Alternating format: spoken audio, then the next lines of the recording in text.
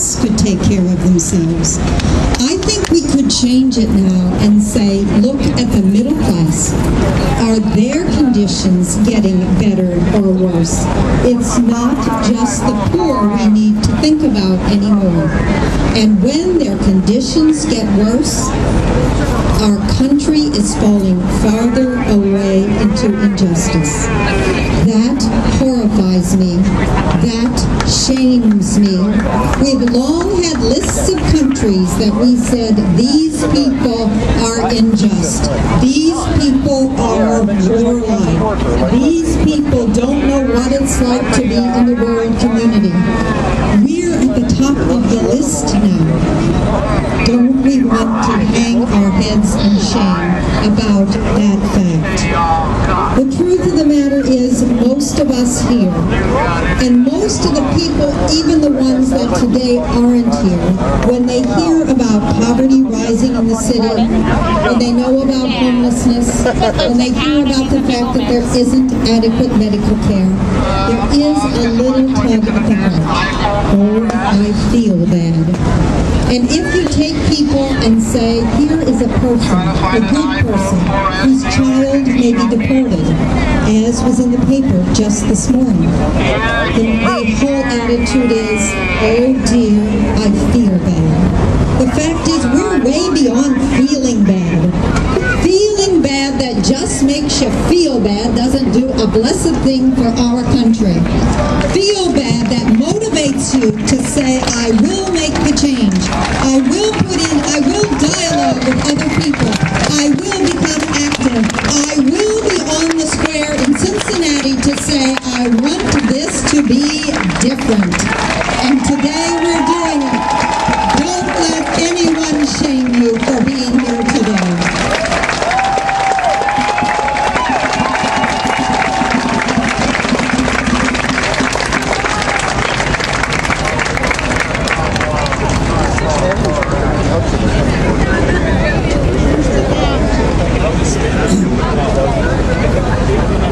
Our next speaker is somebody who works for an organization that's been working with folks who have been cast out of the society for many, many years. The organization is the Greater Cincinnati Coalition for the Homeless.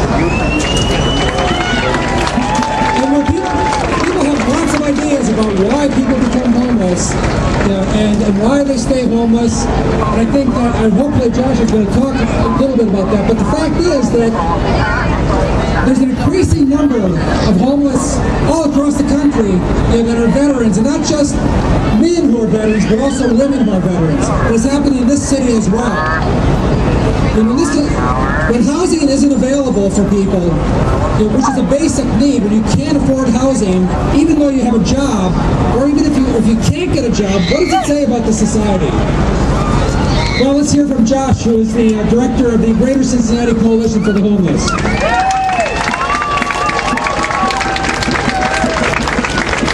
Hello. The first thing I always try to say when I talk to a group is thank you. Because you don't have to listen to me. You allow me to be in front of you, so I'm extremely thankful. The second thing I would normally do is say, let's all go around and say who we are.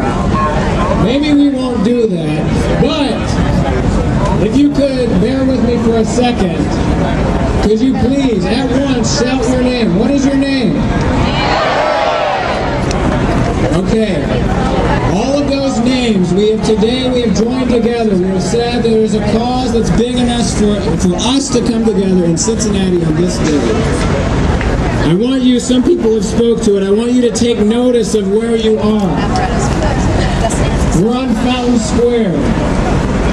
Fountain Square for many, many years has been the place where citizens gather, where citizens organize, where citizens speak up, where citizens take over. But guess what? There's a company in our midst that controls this square. The city has given them control. Before we get further into it, I want to tell you a story. First of all, like we said, we hear that homelessness exists because people don't want to work, or people are lazy, or people are smart, or all of these things. The truth is, in this country, in this day, the primary cause of homelessness is a lack of affordable housing. The second is a lack of a living wage job. Those are the two causes.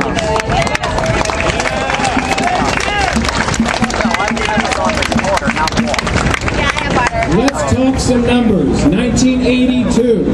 In 1982, in the whole country, in the whole year, it was estimated that between 250,000 to 500,000 people experienced homelessness. In that era, the Ronald Reagan administration, the Republicans, they cut affordable housing exponentially. They cut what they termed safety net services exponentially by the billions of dollars. And guess where it went? Where do you think it went? Where did the billions go? The billions went to corporate America. It went to the top.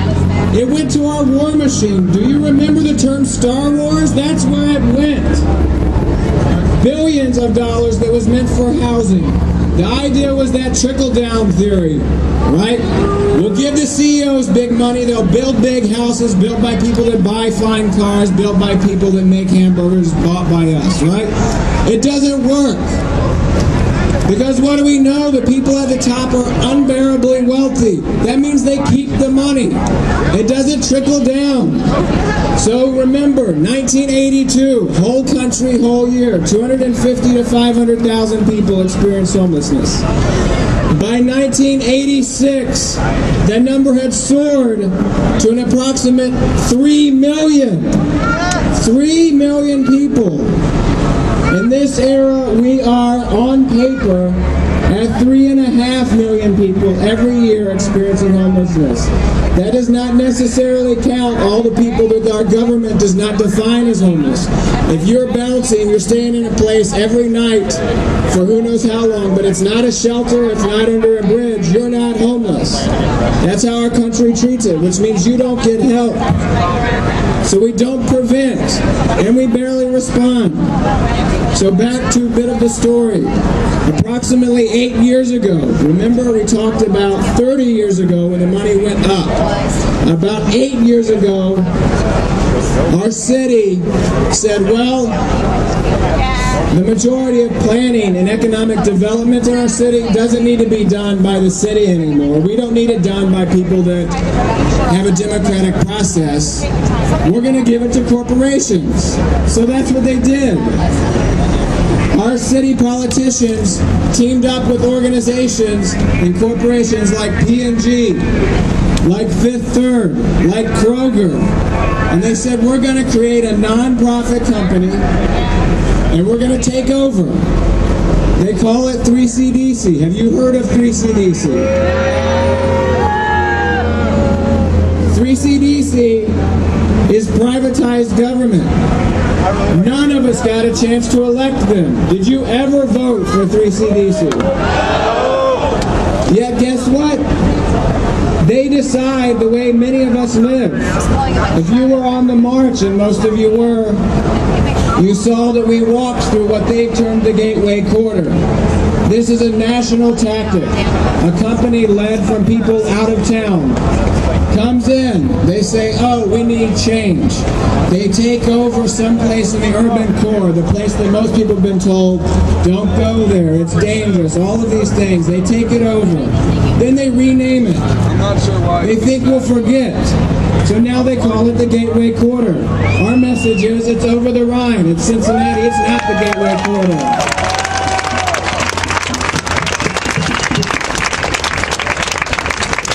When you walk down Vine Street the next time, I want want you to peer from side to side. Look at what you see. You will see fancy restaurants. You will see fancy stores. You will see brightly colored buildings. And if you believe what they tell you, you'll say, well, it's progress. This is a progressive and inclusive organization. 3CDC has blinded a lot of people that call themselves progressive. A lot of people that call themselves progressive go and they eat in these restaurants. They buy from these stores. And they say, well, it's an inclusive place that's helping. The truth is, many of those buildings had other stores, had other people living there. They were removed. Now they've renamed it. They want us to forget. When we walked south from 15th to 14th on Ray Street, that entire block, they bought that whole block. They kicked everybody out. Everybody. Kids, women, men, everybody was removed. They said, you don't belong. As we got further south, we passed a double-wide boarded-up building, 13, 16, 18 race. In 2006, 33 people lived there. They paid their rent, they didn't play their music too loud, they were good to their neighbors. 3CDC came in, said, you've got to go. Now listen to this. The trouble is, remember, they're not a public corporation, they are private. So most of these conversations happen behind closed doors. They come to a landlord and they say, your building's kind of in shambles, we'll buy it from you. The landlord says, okay, maybe that'll help. But they say, there's one catch, you've got to get everybody out first. So then they can say, well, we never evicted anybody, the people before us did it. That's what they say. But they're the ones doing it. So 33 people lived there in 2006. After it came out into the light, when their stuff wound up on the sidewalks, the Homeless Coalition in that years put pressure on 3CDC and said, well, what are you going to do? We found people living on the river, people that were housed. And they said, well, fine. If you find these people and they can prove to us that they used to live there, we'll pay them $70 to get their lives back together. $70. And they say they're progressive. Let's go forward in history. Have any of you heard of the Metropole? Good. For 30 years, the Metropole housed approximately 230 units of affordable housing. We have lost in this country over the last 30 years millions of units of affordable housing, and in this city thousands upon thousands. And many of them have been lost from this downtown, the Central Business District, and over the Rhine. 230 units, some of the final remaining of their kind. We learned in summer 2009 that 3CDC had plans to buy the building, remove every last person, and convert their homes into the hotel rooms of a boutique hotel for tourists. We went in immediately. The third time we went in, our people were physically removed from the building. We asked tenants 2 questions. Did you know about it, and do you want it? And they said, 1, nobody asked us, nobody told us, and no, we want to live in our homes. So for the past 2 years, we fought it. Tenants stood strong. The day the building was bought, tenants were herded into a room, and there's a big ballroom inside the Metropole, 609 Walnut Street. They were herded into a room, and people in suits, 3CDC, HUD, these companies, police, stood around them, put them in like cattle in the middle of a room, stood around them in a big circle, couldn't sit down, said, you have to go. You have to leave here. Promise things like, well, we'll give you balconies in your next place. We'll give you hardwood floors. Telescope, maybe. Literally said things like this. The day they took over, not only did they herd people into a room, but mounted police were seen in front of the building. Police were seen roaming the hallways all night. This carried on. The next day, we organized. We took over the room. We wouldn't let the suits in. We continued forward. We filed complaints with HUD that got dismissed.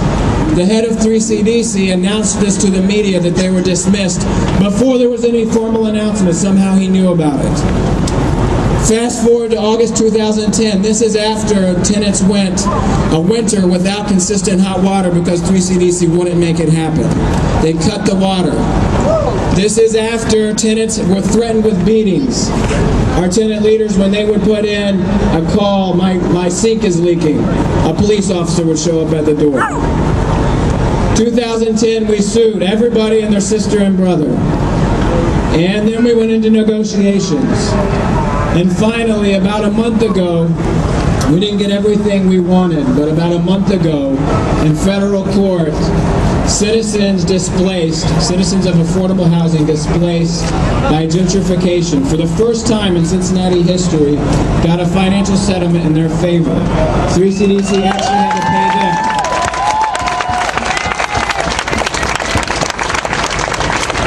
Not only this, but now 3CDC is mandated for 4 times over the next year they have to meet with the coalition and tell us what they're doing.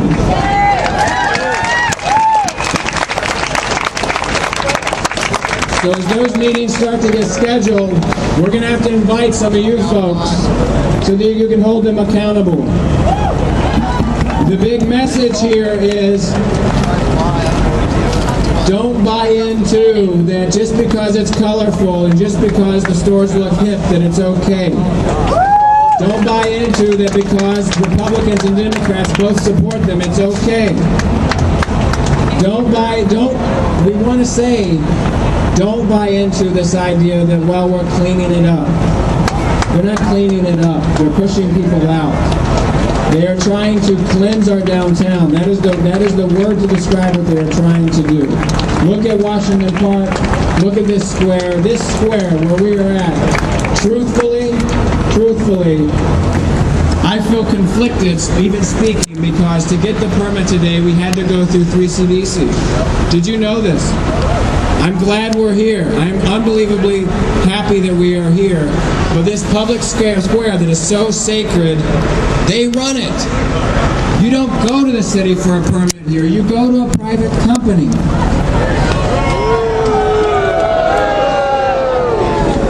Washington Park.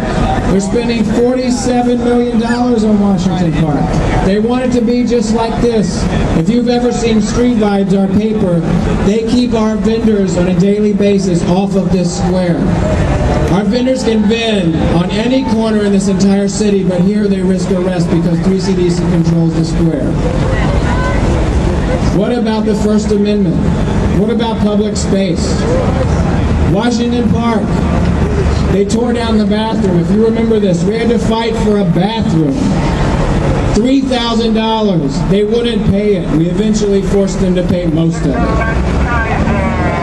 We need you to stand up. Don't let today be the final day. If you want to occupy Cincinnati, if you want to control this city, you have to overthrow 3CDC. And I use the word overthrow because they are operating as if they are our government. And they are not. We are our government.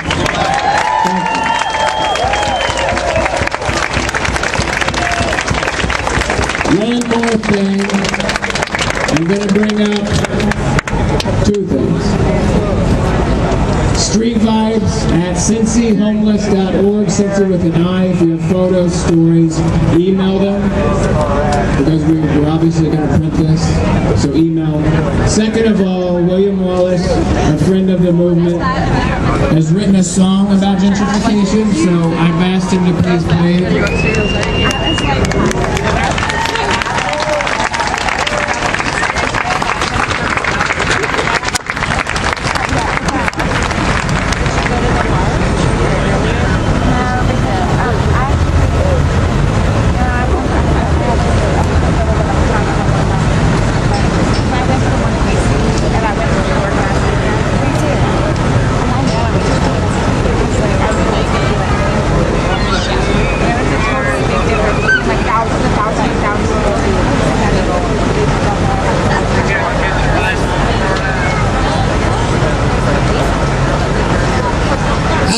Doing tonight? This afternoon. Let's hear it for Josh Spring. You know, I met Josh about 4 years ago, and we began doing organizing, working over the rand. It was mostly around education, but as all things in organizing, it can evolve to a lot of different things. And Josh has been a good friend of mine, and then the event that happened the other week with the demonstration for the public toilets, I was part of that effort, and I've been with Josh and doing work with Josh and the People's Platform and the Homeless Coalition ever since. So I'm just happy to, be a part of this effort. And thanks, Josh, for all the work you've done, all your hard work. Josh Spring, y'all. So I wrote this song. I didn't come up with the title of the song. The title came up with a good friend of mine, Fariba. Thank you, Fariba. There's Fariba over there. She came up with the title for it. It's called What Does Gentrification Taste Like? And I just came up with some lyrics for it. So let me see if I can sing it for you now.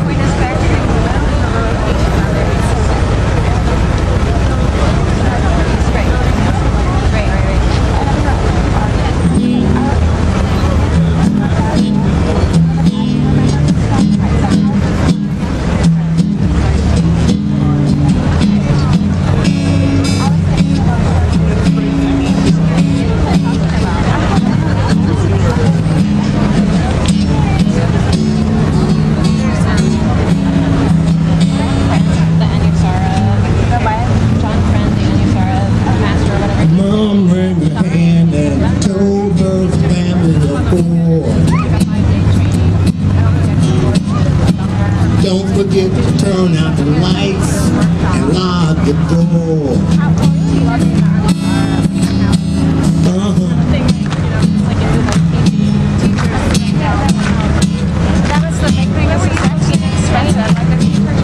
Commercial development, bulk and sodium stain.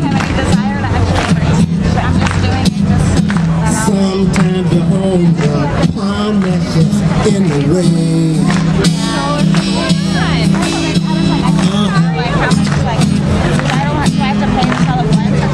They say that housing is a lovely human right. So what does gentrification taste like?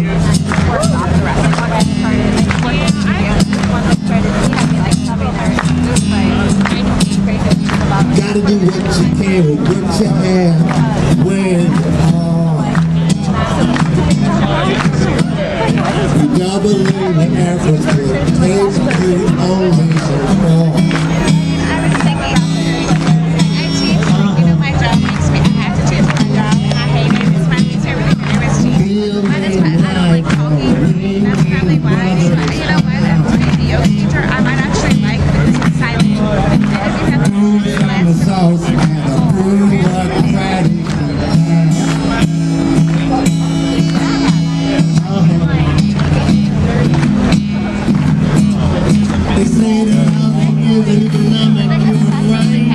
So what does gentrification I'm late at night the last couple nights, but I have total access.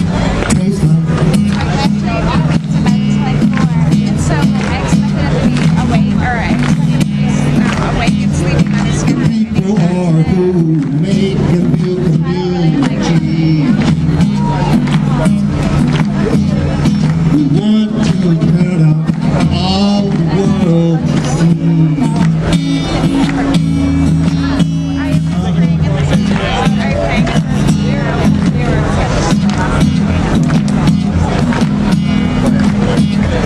Our values and the way we look at life.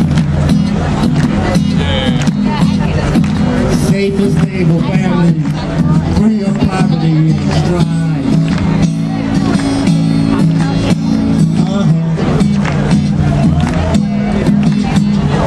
They say the housing is an economic human right. So what does gentrification taste like?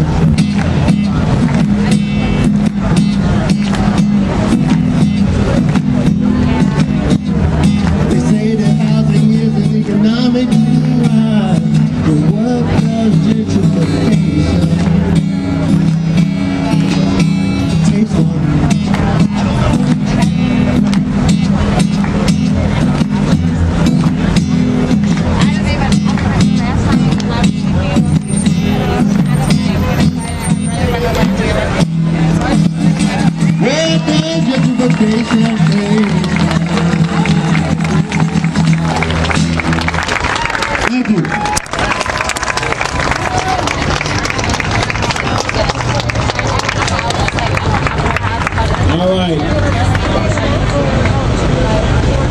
so most of you hopefully got something that looks like this, right?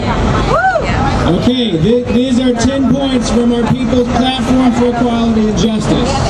These are 10 points that can be established in any city, but they can be established here too. We wrote them for here. We want you to read it. There's contact information at the bottom. Reading's not enough. We want you to get involved. Next week, from 1 to 3, we have our Homeless Awareness March. This is the Homeless Awareness Month in Cincinnati, Ohio. Next week, Saturday, we are gathering at 1300 Vine Street. That's Buddy's place. I mentioned it earlier. We're going to gather there. We're going to do a short jaunt around the neighborhood. We're going to talk about these very issues, and we're going to talk about supporting our organizations like the Drop-In Center that 3CDC is attempting to force out, like the Ana Luisa Inn, the Western Southern is attempting to force out. And like so many other people, join us next week. Join our platform. There's information at the bottom. You're wonderful and thank you.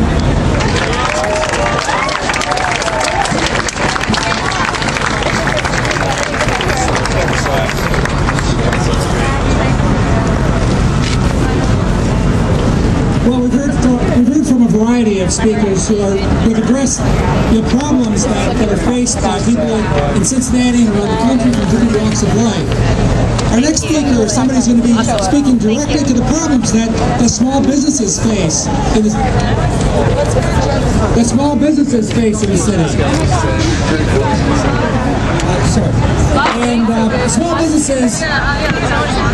aren't just, small businesses. The Small Business Association includes businesses that earn up to $65 million a year, or have receipts of $65 million a year. Now, some people may think that's a small business relative to P&G, but, it's not a small business, and it's not a family-owned business, and that's really where a lot of the jobs are created.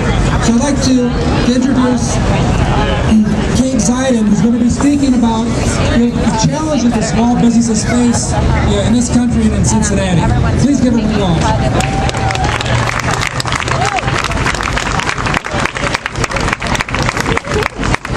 It is so great to see all you beautiful people out here. Give yourselves a round of applause.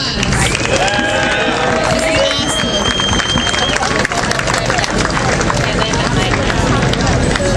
So my name is Kate, and I moved to Cincinnati to work for my family's small business here. And I'm here to talk about Wall Street versus Main Street. Now, this is a phrase that gets tossed around a lot by politicians. The idea that policies designed to spur economic growth will benefit the little guys the most. In reality, the tax breaks and regulatory loopholes are there to help big businesses get bigger. And the mom-and-pop stores that are the real engines of job creation suffer. Politicians like to talk about creating jobs by bribing a company with $1 million to move a mile across the river.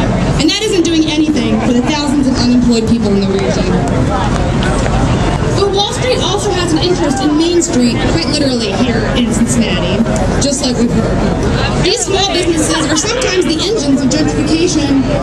How can a business survive when the surrounding community can't afford its products? How can a community benefit from an economy it can't participate in? How can a business owner offer decent wages and benefits when its competition is literally assassinating labor leaders in other nations who are trying to do the same thing? The rules of this game are fixed. It's time for us to rewrite the rules. We're here today to say that the system is broken. We have within this group the power to imagine a new economy, one where workplace democracy thrives, where profits are not hoarded by the 1%, but shared with workers and with the surrounding communities. We don't need a stock market. We need community investment and local democracy. To borrow a phrase, every cook can govern. Every person here has the power within themselves to work together to determine our collective destinies. We did not decide on private prisons, we did not decide on toxic factories, and we did not decide on expensive medicines. It's time to return that power back to the people. In 2008, Obama captured the spirit spirit of hope and change for so many. Now, in the face of this corporate coddling, many of us are realizing that deep and fundamental change will require more than just a vote. We need a movement to rewrite the rules of this economy, a movement that's diverse, inclusive, nimble, and smart. We have so much potential to create local economies and local democracies, but this cannot be done until we've built the necessary power to fight the deeply entrenched status quo. I don't know specifically what will come from these demonstrations, but I do know that we are now forced to be reckoned with. If we can dream it, we can demand it.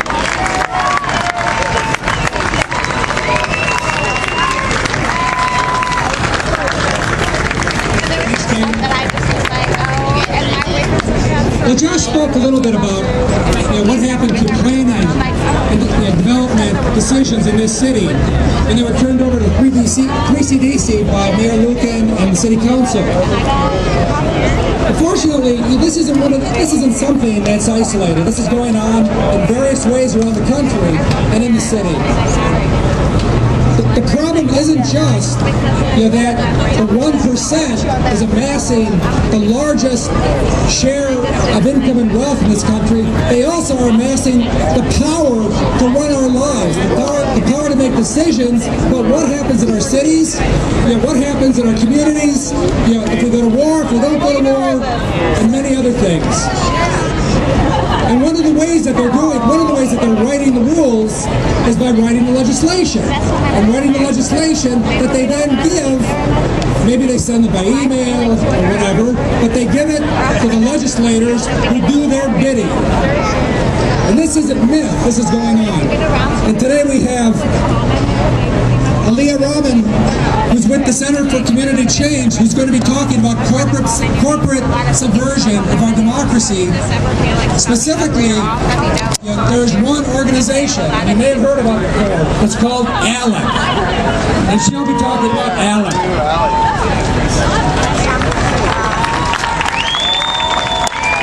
Hi everybody! Thank you so much for being here with all of your neighbors. My name is Aaliyah Rahman, and I work and live in Over the Rhine. I work as a community organizer. That's the very beautiful neighborhood to your north that Josh talked about. So Over the Rhine, much like this country, has a tremendous history of struggle. It's a neighborhood that picked me up and took care of me when I lost my home and felt that I had nowhere else to go. The people of my neighborhood teach me every day that no one does anything on their own, and that we need each other desperately to survive. It appears that it has become our job to remind our wealthiest neighbors and our elected officials of that fact. As one of Over the Rhine's longtime organizers, Katie Francis has said, Cincinnati is a microcosm for this country. We have Fortune 500 companies and banks making incredible profits and incredible numbers of people being plunged into poverty. I think we're all here today because we think there is something fundamentally wrong with that picture, and because we know that this country already has everything it needs to make it better. The last time I spoke at Times Square, it was in April of this year. I marched with 150 of you around the Hilton to protest a meeting of the American Legislative Exchange Council. Who was here with me in April? Some of these folks were here with me. Okay. ALEC is the group responsible for writing the conservative copycat state legislation that we've seen roll across this country for 35 years. They get legislators and corporate execs together, and they mix them up like ladies' night at a college bar and make sure things happen. And these things have been happening for a very long time, but particularly since the 2010 election, we've seen absolutely heinous waves of legislation that have eroded the rights of workers, of immigrants, women, animals, students, and then have rolled back environmental protections and financial regulations that are designed to keep our bodies and families safe and our future safe. Do y'all know what happened as a result of that protest? A whistleblower inside that organization called us, our ragtag group of organizers, and leaked 800 pieces of secret document to us from inside that organization. And that week, you may have seen it in the news, grew into a national movement to shine a light on the fact that those of us who feel like we have been moving backwards in this country are not crazy. by a small but tight-knit group of people operating in secret to hijack our government and make a mockery of democracy was a well-concerted effort that has been going on for decades. We are not crazy. This is real. But their secret is no secret anymore, and that is because we all came here together. And somebody saw that we meant business, we weren't getting paid for doing it, and it was time to do something about that. Never, ever underestimate what happens when people get out in the street together. It changes the world, and it always has. And it always will. It has been a long time since we saw that happen in this country, but the sleep is over. We will not be made to believe that people have no power, especially in Cincinnati. I came back last night from New York, and both at the Wall Street protest and elsewhere, people were asking, as we've heard other people, as Sister Alice discussed, are these people going to state their demands? What exactly do they want? I think the Occupy protesters have stated their demand. What do you think "we are the 99% means? It translates to there are so many of us, and disregarding our most basic needs to cater to a small radical minority is absolutely no way to run a functioning country.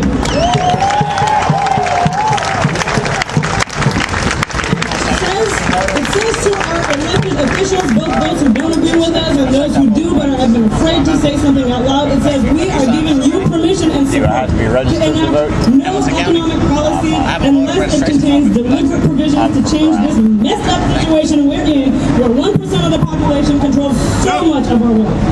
It says, Senator Portman, do the right thing on the super committee. Fight to ask for new revenue from the most prosperous instead of new cuts to shred the safety nets that the most vulnerable among us need so badly in these dark times. It says, Ohio elected officials, we are giving you permission and support to end the 2005 tax cuts, to use that money to create jobs for everyone and reinvest in the public services that this once great state needs to get back on its feet.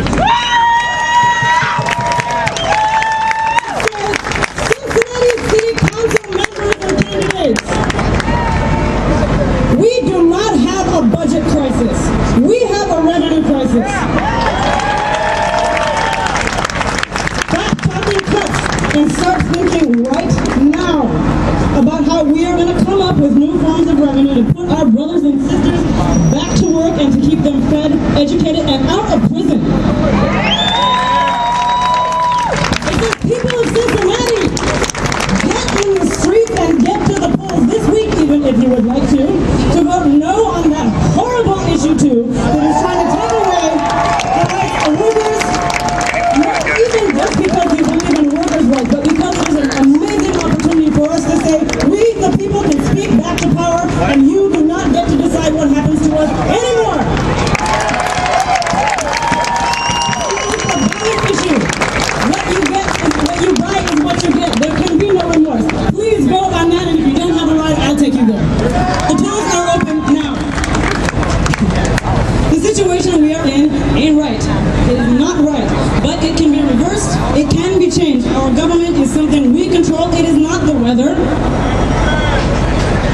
We got into this mess because of human decisions, and we can get out of this mess because of human decisions. Someone took control of our government. We can take it back. We are not broke. The money is in the wrong pockets. We are not without hope. There is light in these dark times. We are the people who know how to take care of each other, despite the fact that some of us have spent our entire adult lives watching the very powerful try to trash and stomp on the people we love most. Already signed. Thank you, though. Thank you. We are the people who will teach this country to live up to the image it has created of itself as a fair and just democracy, because we are the people who have not seen that happen in our lifetime, and for some reason we are still here fighting with no reason to believe we will win, but we are here together. Thank you, folks.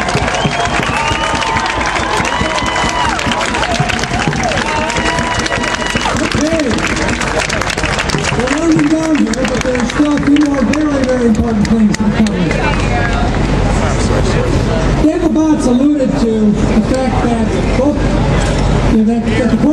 corporations and the banksters, they hedge their bets. They give their money to the Democrats, but usually, they give a little more money to the Republicans, but they do hedge their bets. But corporations are hedging their bets, and the right wing is hedging their bet because they don't want people to vote. They don't want people to vote. And some of the legislation, some of this copycat legislation that's going around the country is going around to take away people's right to vote. They don't trust us. They don't trust democracy. Weyrich from the, I'm forgetting the organization. Alec Weyrich, there's a great piece going around it's been on YouTube, it's viral, where he was talking to the Christian Coalition. And he was saying, you folks talk about wanting people to vote. And he says to them very clearly, very succinctly, but we don't want people to vote. Because we know when people vote, we lose. They lose. So, our next speaker is Marjorie Mosley, who's going to be speaking about one of these bills, HB 194. Marjorie is a long time advocate in the community, and she's going to lay out what's going on with HB 194.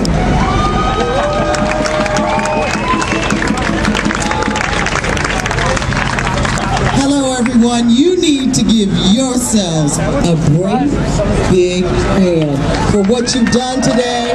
You've marched, you spoke out, and you have stayed here talking about what needs to be done to change America. House Bill 194 has been enacted by our great legislators under that wonderful King Kasich, who we are sick of, the worst governor in Ohio. And he is the worst governor in Ohio. But let me just give you some brief information about House Bill 194. It reduces 5 weeks of early voting to 2 weeks. It stops the local boards from giving or sending out absentee ballots to everybody.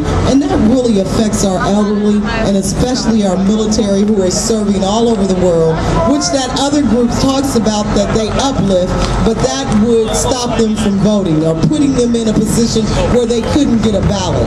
We're fighting for justice. We're fighting for voting, and here we are suppressing the vote right here in Ohio. The other thing that it doesn't require the poll workers to give you the correct information or no information. They don't have to tell you you're in the wrong polling place. I am responsible. That's why I'm here. Thank you very much. And when you get your turn to speak at the mic, you get up here. But right now, it's my turn. I'm speaking. Hush. Hush. Hush. You didn't learn that in school. When it's time, when other people are speaking, you're to be quiet. The other thing it does is provisional ballots. It will, you know what? When you get your turn, I will let you speak. I won't do you like you do me. You're rude, you're disrespectful, and out of order. Some children never grow up, do they? The other thing is provisional ballots. Provisional ballots happen because voters may make a mistake by going into the wrong area. But they have the opportunity to get down to the Board of Elections 10 days after their vote and to correct that so it counts. We want that to happen. And we want to know that the great former Secretary of State, Kim Blackwell, is the reason we had these things in place. Now they want to take them away because we get it. So please sign the petition. Stop House Bill 194. Protect your right. It'll be on the ballot in 2012.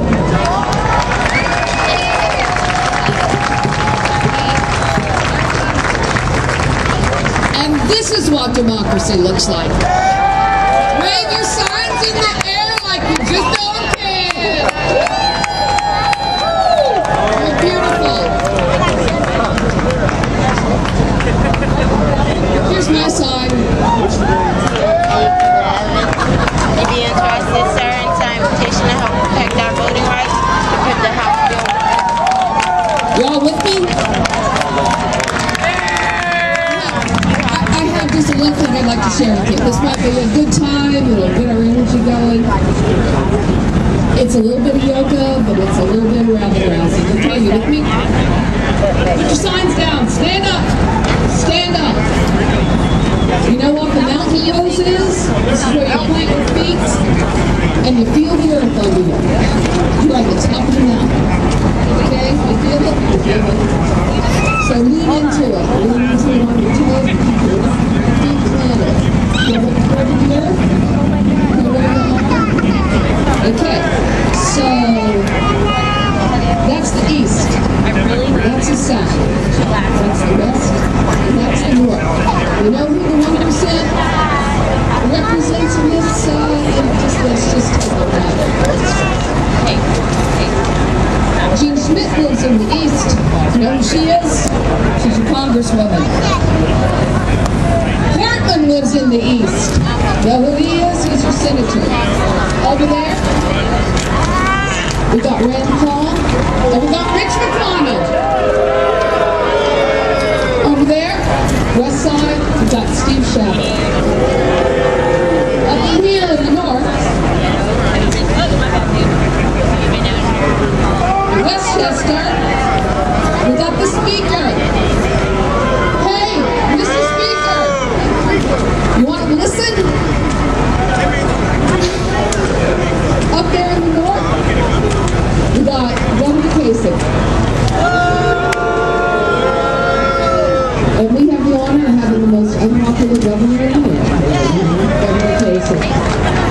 Now, I want to share something with you all. We had a lot of sacred moments, a lot of beautiful moments. And I want to say something about today. It's a salute to the 1%. Because if they all those people if they're not the 1%, they're the 1% coolers. Okay? So here's a little salute you want to make to the 1%. All of us, the 99% of us. That's right, brothers and sisters. This is an old and popular salute. You might recognize it, but today it's the salute to the 1%. There is your fist in the air. And if you were that 10%, you can raise your paw in the air. Because this will work from both hands, both together. And you raise that finger and you say, that's the 1% salute.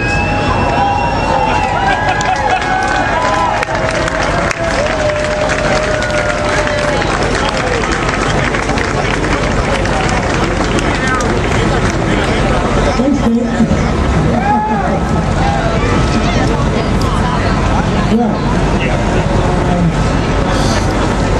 Almost time for the general census. So after the rally is over, we're going to be meeting together and discussing what to do next. I don't know if people have mentioned this.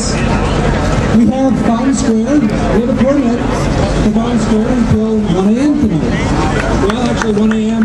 tomorrow morning. And then some of us aren't going to leave. We're going to stay. And that'll be discussed in December. We'll be discussing all this together.